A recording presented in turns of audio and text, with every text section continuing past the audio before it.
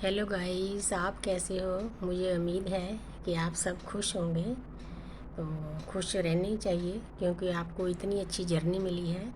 तो आज मैं थोड़ा इस जर्नी के बारे में गाइडेंस दूंगी, सिंपल गाइडेंस जो हर एक अवेकन सोल जो न्यू है उसको समझ में आ जाए। तो मैं उनको भी बताना चाहती हूँ और जो और सभी लोग हैं उनको भी ये बताना चाहती हूँ कि ये जर्नी एक बहुत पवित्र जर्नी है। कई लोग इसको गलत समझते हैं कि ये क्या बात कर रही है डीएम की, डीएफ की। तो आज मैं थोड़ा उसके बारे में भी डिटेल में बताऊंगी और सोलर प्लेक्स चक्रा के बारे में भी, क्योंकि मैंने 2 चक्रा के बारे में तो गाइडेंस दे दी थी पहले। अब तीसरे चक्रा की बात करूंगी। तो पहले मैं ट्विन फ्लेम जर्नी के बारे में थोड़ी सी गाइडेंस देना चाहती हूँ ताकि आम लोगों के मन में से ये बातें निकल जाएं, इसका मखौल ना उड़ाएं। ये एक दैविक जर्नी है, डिवाइनली गाइडेड है। जब डिवाइन इसको चाहते हैं तब हर किसी इंसान को जो जिसको मिलती है तब मिलती है। तो ये एक ऐसी जर्नी है जब हमारी आत्मा ऊपर अपने असली घर से चलती है तो हम यूनिवर्स के साथ एक कॉन्ट्रैक्ट करते हैं कि यूनिवर्स, हम दुनिया में जन्म लेंगे और हम ये अच्छे अच्छे काम करेंगे, हमारा ये सोल पर्पज़ है। लेकिन दुनिया पर आकर जहाँ पर सब भूल जाते हैं जो ऊपर हमने कॉन्टैक्ट किया होता है परमात्मा के सामने। तो जन्म दर कभी ये दोनों आत्मा जो एक आत्मा 2 हिस्सों में बटी होती है, इसको जुड़वा आत्मा भी कहते हैं, शिव शक्ति भी कहते हैं, ट्विन फ्लेम भी कहते हैं।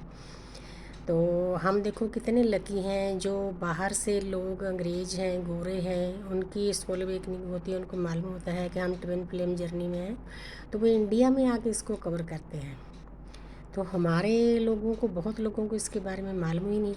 तो जो कुछ मिलता है धार्मिक, हमारा पूरा इंडिया धर्म ग्रंथों से, धार्मिक ज्ञान से भरा पड़ा है। तो इधर आगे वो जैसे शिव और पार्वती थे, वो दुनिया के सबसे पहले ट्विन थे।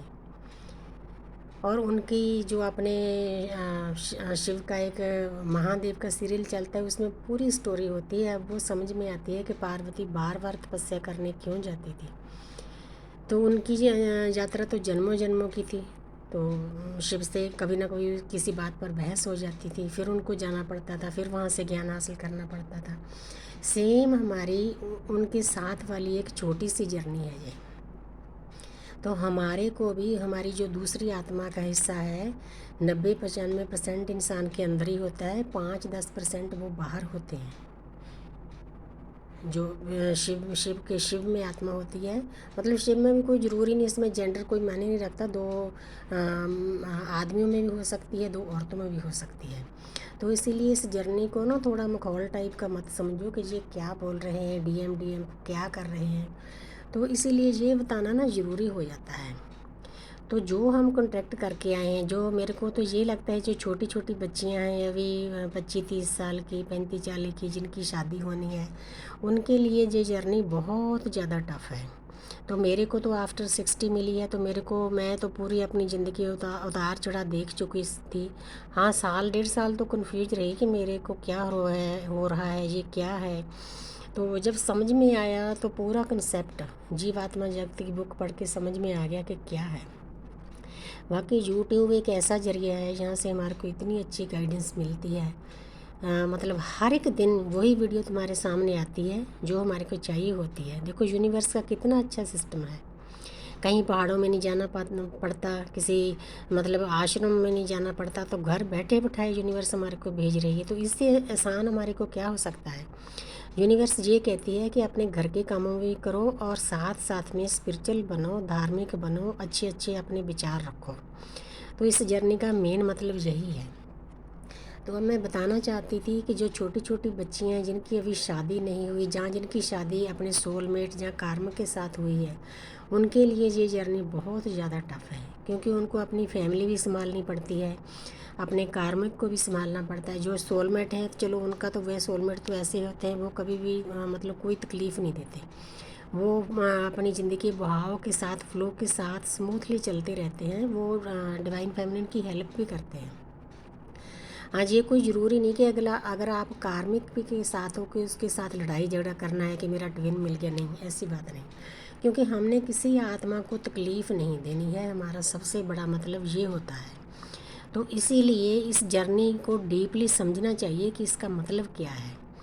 आप जिस भी हालात में हो उस हालात में आपके डीएम के साथ भी आपका व्यवहार सही होना चाहिए, और आपके कार्मिक या सोलमेट अपने हस्बैंड के साथ भी, फैमिली वालों के साथ भी व्यवहार सही होना चाहिए। तभी भगवान इस जर्नी को मानते हैं, खुश होते हैं, हमारे को गिफ्ट देते हैं, मतलब आगे आगे हमारी जर्नी बढ़ती है। तो इसीलिए मैं ये समझाना चाहती थी आम लोगों के लिए भी कि इस जर्नी को मखौल मत समझना, ये बहुत डिवाइनली गाइडेड जर्नी है।